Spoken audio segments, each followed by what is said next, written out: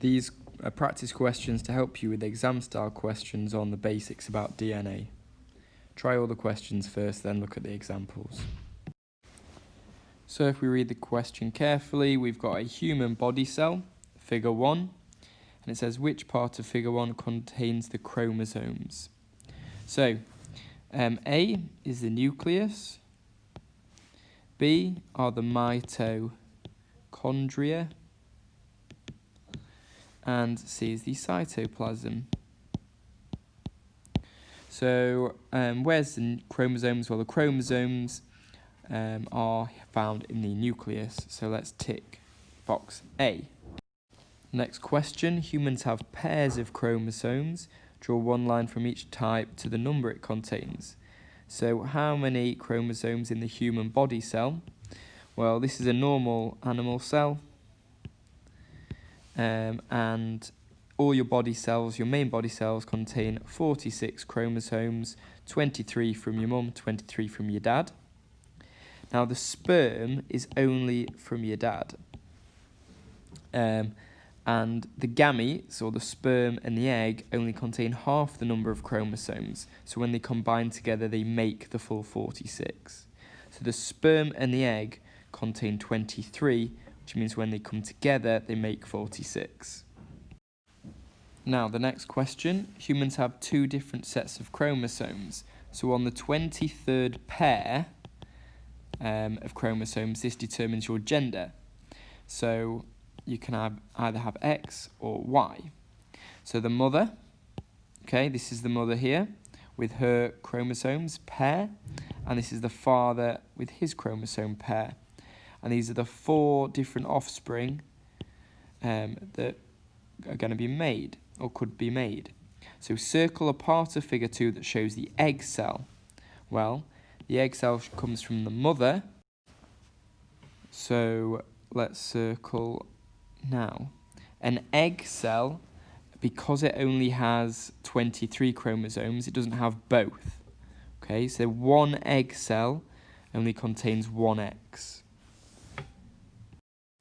Now the genotype is the code. So the male offspring, well, here are my 4 offspring. Now the male offspring are these, because to be a male you have to be XY, a female is XX. So the male offspring genotype is XY. Now a woman and a man have 2 sons. The woman is pregnant with their 3rd child. What is the chance that will also be a boy? Well, here out of 4, 2 of them are female and 2 are male. So the chance is 50-50. So the probability is 50%. Let's tick that. So just as a little add-on, if we know the mother's egg cell is an X, one sperm could either be an X. So if your sperm is carries an X, then you'll become female. This will make you female. And if your sperm carries a Y, then you will be male. So it's the male or the sperm that decides what gender you will be. Because the female can only ever pass you an X. The sperm could pass you an X or a Y at a 50-50 chance. Next question. Hair colour is inherited. Red is caused by a recessive allele.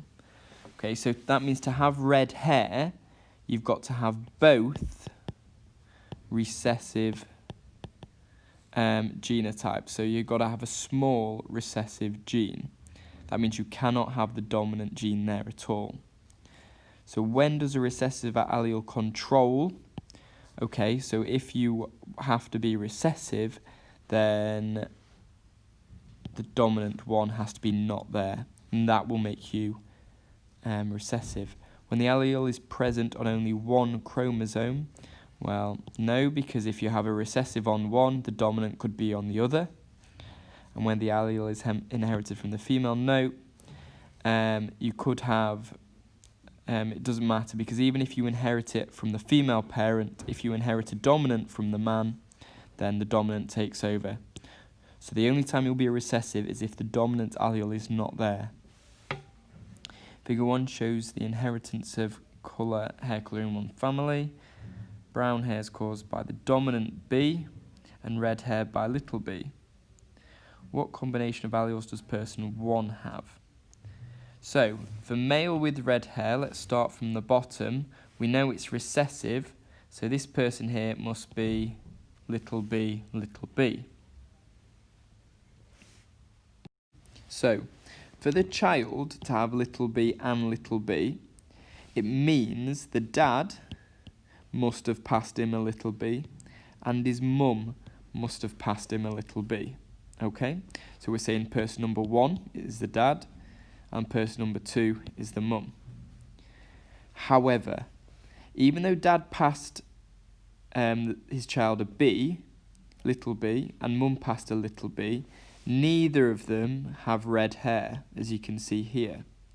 So therefore they can't be little b, little b, and little b, little b. They've both got brown hair, which means that the dad has big B and a little b, and the mum has a big B and a little b.